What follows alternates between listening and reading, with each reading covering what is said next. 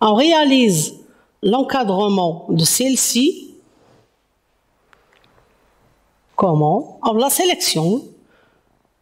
On clique sur la commande format, puis sur format de cellule, et la boîte de dialogue suivante s'affiche comme on l'a déjà vu pour les autres mises en forme, dont on choisit l'onglet bordure. Ici, on a passé à l'onglet bordure. Ici, le style, des traits continus, épais, moins épais, des traits discontinus, etc. Les bordures, haut, bas, bordure intérieure, contour, aucune bordure, etc. Puis, OK. Mise en forme, motif. Ici, on peut appliquer une couleur de fond ou un motif sur une cellule ou une plage de cellules. Pourquoi? Rien que pour la distinguer des autres. Pour ce faire, on sélectionne les cellules à mettre en forme, on clique sur la commande format, puis sur format de cellule, et la boîte suivante s'affiche, dont on choisit cette fois-ci l'onglet remplissage. Et on choisit le style de motif, ainsi que sa couleur. Voilà le style de motif. On clique ici sur ce bouton qui nous donne plusieurs possibilités de style de motif. On en choisit un. Puis ici sur ce bouton, on choisit la couleur des motifs. Puis, OK.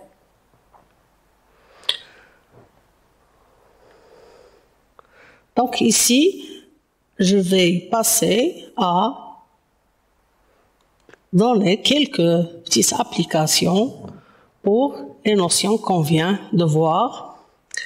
Par exemple, si je choisis par exemple pour la mise en forme de valeur, je choisis une valeur, par exemple 156. Je sélectionne cette cellule. Je veux, par exemple, le format. Donc, je choisis format, voilà. Et je choisis format de cellule. Voilà la boîte de dialogue qui s'affiche. Voilà les onglets. L'onglet sous l'onglet nombre, je choisis nombre. Ici, le nombre des décimales 2, je peux augmenter. Par exemple, 4 décimales, voilà, 4 chiffres après la virgule. 3 décimales, 3 chiffres après la virgule. Et OK. Voilà, j'obtiens la valeur contenue dans la cellule sélectionnée sous cette forme. Je vais maintenant choisir notre catégorie, par exemple date, toujours sous l'onglet nombre, par exemple date. Voilà. Cette cellule, le contenu ou bien la valeur contenue dans la cellule va prendre le format date. Voilà la liste type. Je vais en choisir par exemple une date abrégée comme celle-ci. OK. Voilà le contenu est donné sous forme de date. Encore la catégorie, le format heure, toujours format de cellule, toujours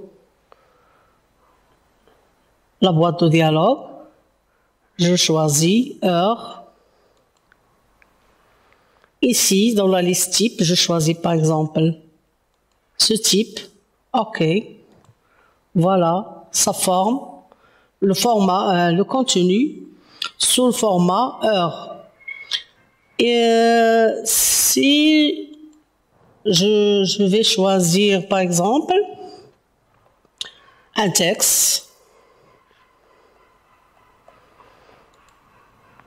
et je vais maintenant utiliser l'onglet, je viens pour cette cellule, je viens d'utiliser l'onglet Nombre. Pour celle-ci, je vais utiliser l'onglet Alignement.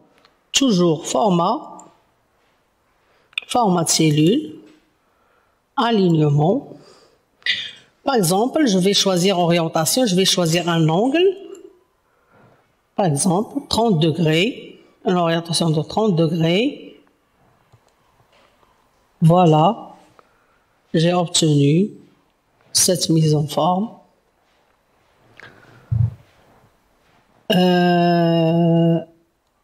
Je vais choisir maintenant un texte un peu plus long qui dépasse la largeur de la cellule. Par exemple, environnement de travail. Voilà, c'est un texte long. Je sélectionne toujours format de cellule.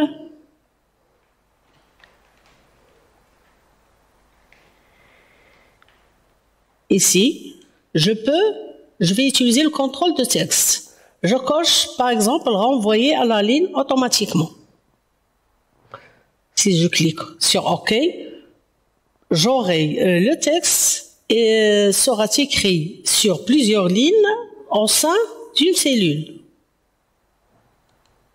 qui est la cellule B8. Ou bien, je peux aussi,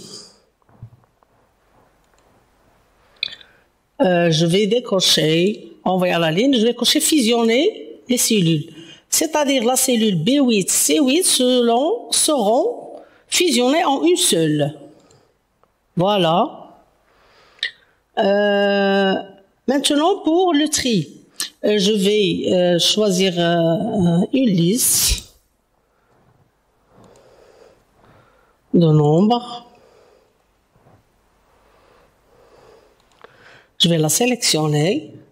Le menu édition, je choisis la commande trier et filtrer. Voilà, trier du plus petit au plus grand. Je vais cliquer. Voilà, ils sont classés du plus petit au plus grand, ou bien ce qu'on appelle le tri croissant.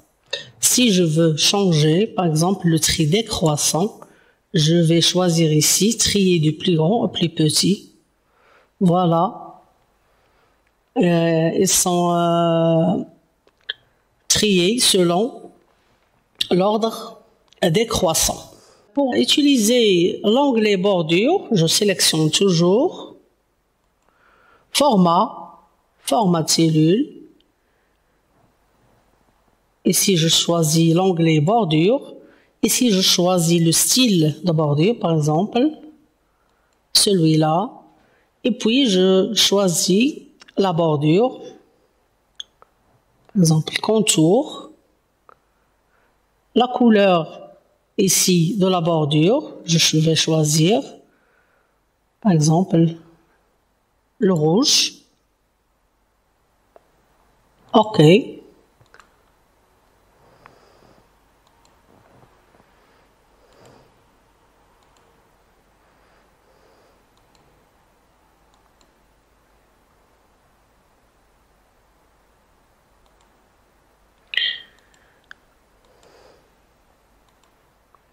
Ici, voilà le résultat obtenu. Pour spécifier cette cellule ou bien la distinguer des autres, je vais choisir une couleur de fond. Donc, je sélectionne toujours format de cellule et je vais choisir l'onglet remplissage. Voilà, je choisis un style de motif, par exemple celui-là, bien ça. La couleur de motif, je vais choisir jaune.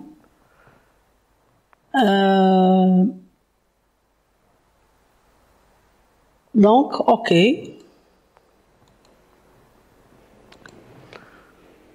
Attendez, ici. Style de motif.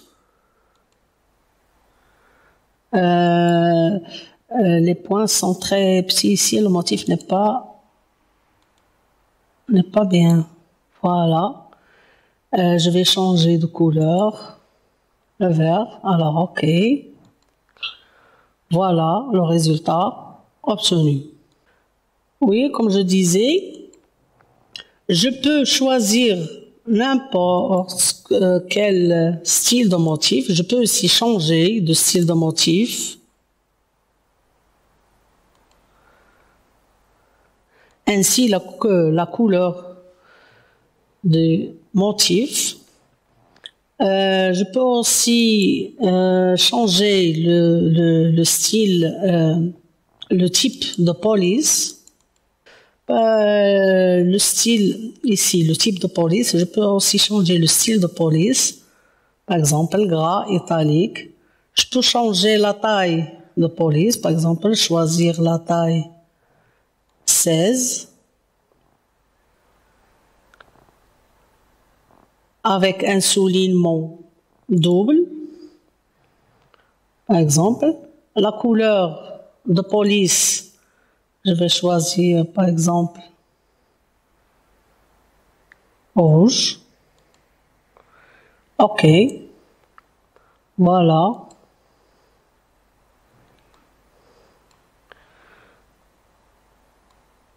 Voilà, j'augmente la largeur de la colonne pour avoir, voilà, le résultat obtenu.